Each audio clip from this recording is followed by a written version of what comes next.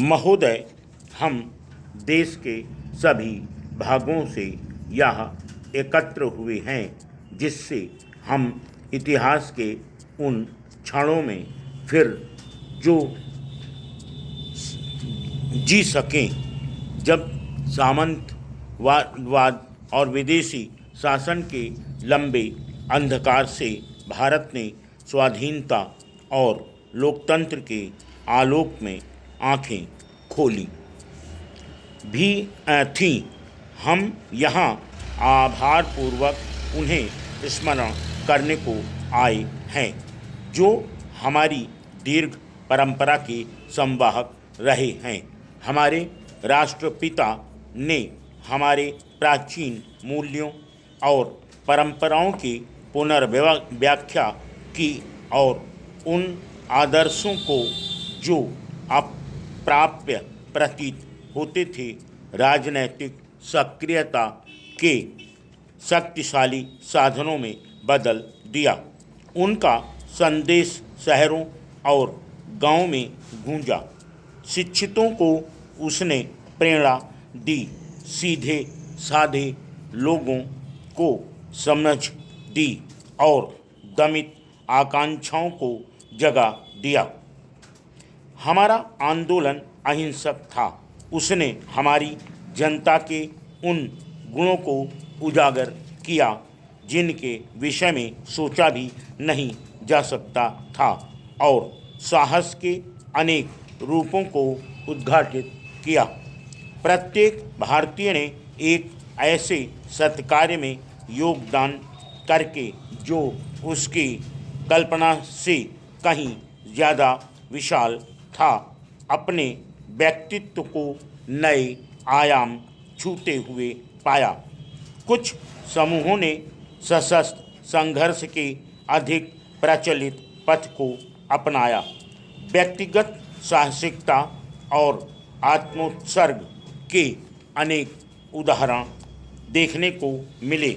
मुझे स्मरण आता है आज़ाद हिंद फौज का योगदान भी, जो हमारी सागर बेलाओं से दूर सक्रिय हुई थी। मेरे मानस पटल पर कौंधती है उससे भी पहले की तस्वीर जो वैयक्तिक यादों से परे है। 1857 का महान स्वाधीनता संग्राम, उसका तात्कालिक कारण क्या था यह महत्वपूर्ण नहीं है। शायद अवचेतन में कहीं गहरे जात और धर्म की भावनाओं के पीछे जो कुछ आंदोलित था वह था अपनी पहचान की खोज। एक अद्वितीय शताब्दी थी वह, उसमें अत्याचार की कालिमा को जगमग बना रहा था महान बौद्धिक का प्रकाश। उसमें जो धर्मनिष्ठ थे वह क्रांतिकारी भी थे। कवि, वैज्ञानिक, वस्तुतः सभी व्यवसायों के लोग जिस महान लक्ष्य को लेकर एक थे वह था राष्ट्र का पुनरुत्थान। अंततः उन अगणित, अज्ञात और अश्रुत नर नारियों ने, जिन्होंने अपनी गिनती से ही नहीं वरन अपनी समर्पण भावना से भी हमारे लक्ष्य के प्रति अपना योगदान दिया, सफलता को वर्ण किया। हमारे पास कौन सा बल था? हम अपमान और अत्याचार के शिकार थे, किंतु हमारे नेताओं ने हमें भय और घृणा की भावना से ऊपर उठाया। सभी कठिनाइयों को पार करते हुए हमने अपनी निगाह भविष्य की तस्वीर पर जमाई। Full stop, next. महोदय, हमेशा ही हमारा विश्वास रहा है कि स्वतंत्रता अविभाज्य है। विश्व में जहाँ कहीं भी मुक्ति आंदोलन छिड़े हैं हम उनके संपर्क में रहे हैं और हमने उन्हें योगदान दिया है। आज हम उन अनेक एशियाई और अफ्रीकी देशों के साथ अपनी एकता को दोहराते हैं, जो हमारे साथ साथ कुछ ही समय बाद स्वाधीन हुए, जिनमें सबसे नया है बांग्लादेश, और हम उनके भी साथ हैं जो अभी भी आज़ादी या अपने विकास के लिए संघर्ष कर रहे हैं।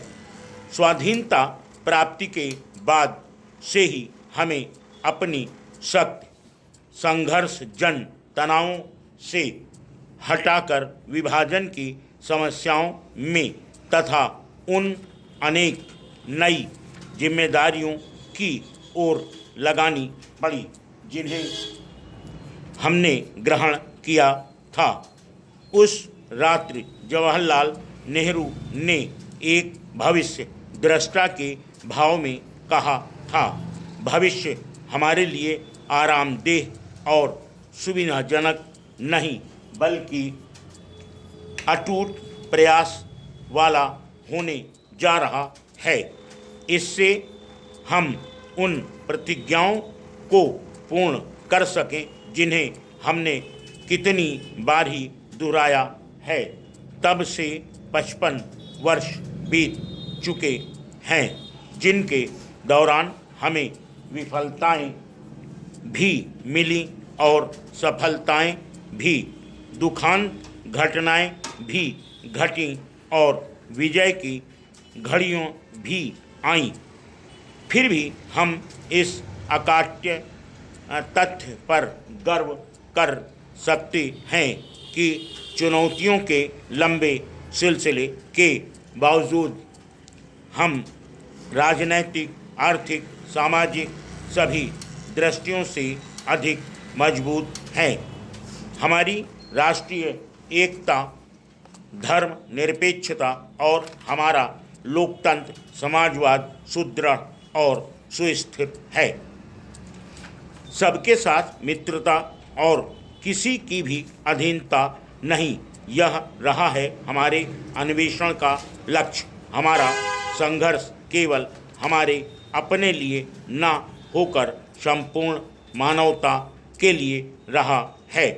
हम संकीर्ण अर्थों में राजनैतिक स्वाधीनता के लिए भी नहीं रहा है। हम कृत संकल्प थे पुरानी व्यवस्था को बदलने के लिए, गरीबों का उन्मूलन करने के लिए, समाज के जड़ताओं, हानिकर रूढ़ियों और अंधविश्वासों से मुक्त दिलाने के लिए। मुक्ति के लिए संघर्ष तब आरंभ हुआ था जब विश्व के पहले मानव को दास्ता की बेड़ियों में जकड़ा गया था, और वह तब तक जारी रहेगा जब तक विश्व का अंतिम व्यक्ति न केवल दास्ता के बाह्य चिन्हों से बल्कि जात, रंग और लिंग भेद से उत्पन्न छोटी बड़ी भावना से भी छुटकारा न पा लेगा। जो लोग आंतरिक भाव से स्वाधीन है वही मुक्ति के ध्वज वाहक और भविष्य के पथ प्रदर्शक बन सकते हैं। हम जिस महानता के लिए प्रयत्नशील हैं वह सैनिक शक्ति नहीं वरन शांति है। Full stop.